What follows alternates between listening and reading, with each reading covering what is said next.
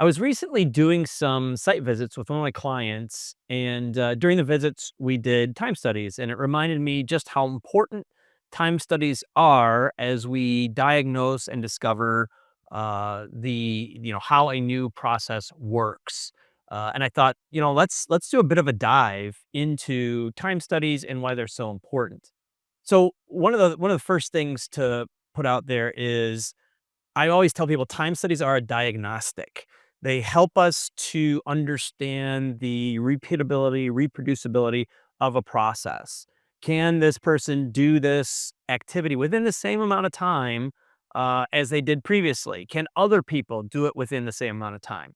And if the answer is no to either one of those, it probably points to some process standardization opportunities. So that's the first power of performing a time study. Now, I think what's important to recognize is I believe there's sometimes kind of a hesitance to go out there and collect the times because it's kind of like, well, what am I trying to collect? And do I really know what the process is? And da, da, da, da, da, da.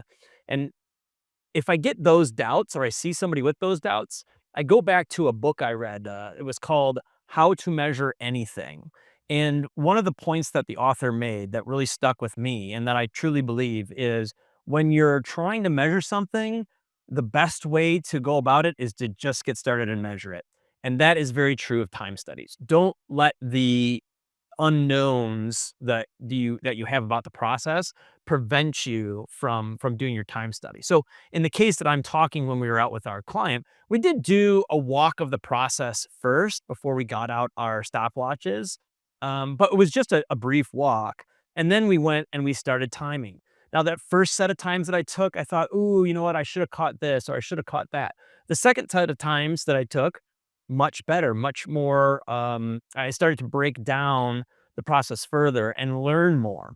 And so that's one of the first things that you should know is just, getting the time, just getting started with taking the data is the first hurdle and maybe even the most important hurdle to get over. Now, we teach time studies as part of CI Mastermind because we think it is so important. If you're going to get a CI Mastermind green belt, you are going to do at least one and usually multiple time studies. We start with taking a look at our clients' processes and their standard processes, and we understand what are the tasks or processes that we're interested. We break those tasks down. We do some observation, and like I said, I'll likely do multiple iterations of that observation, so I kind of figure out what am I really interested in breaking down and understanding further, and then we'll use that to analyze and look for improvements with a very keen eye on variation. Variation is that diagnostic that's telling me where maybe my process standard that I have in place, it's not sticking, or it's hard to repeat, or new people have a problem learning it. And so that's again kind of the power back to the time study. So I'm not going to go through all of these.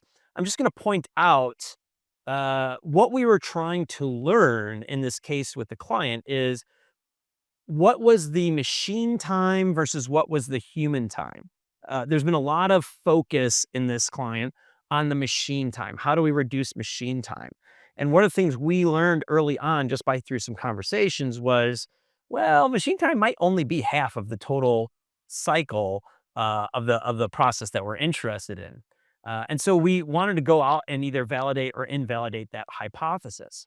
And sure enough, right, and this is the beauty of the time studies, sure enough, we came back and said, okay, half of the time is machine time, but the other half is a myriad of other tasks, many of them non-value added, and we really should go attack those first before we try and increase machine time. Uh, so what that means is now we're going to have to go take another step and get much more granular and much more formal in how we do our time study. And that's what you're seeing here in step two is where we're starting to take those steps I was talking about earlier and kind of like, how should I break this down?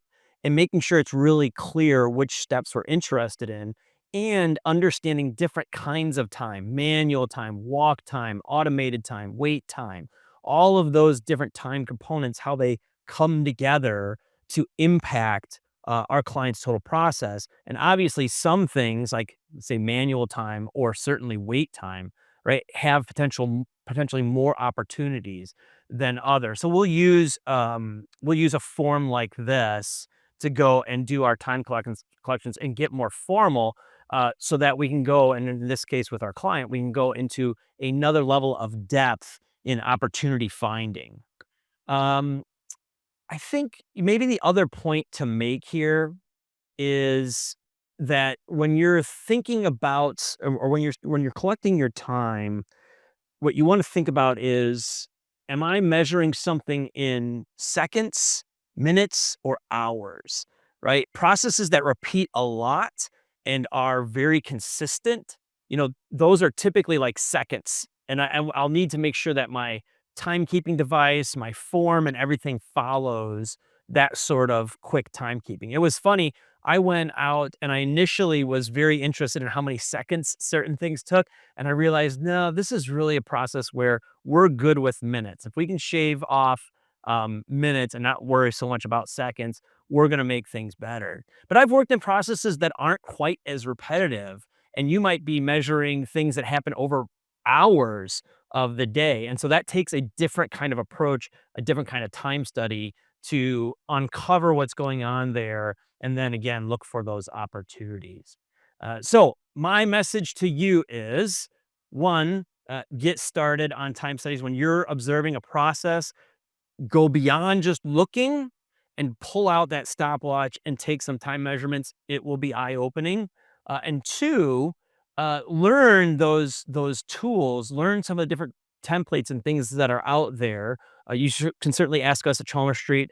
You can also go search the web. There's a lot of material out there, and learn those techniques to make your time studying better. It will improve your process and your work environment. Good luck.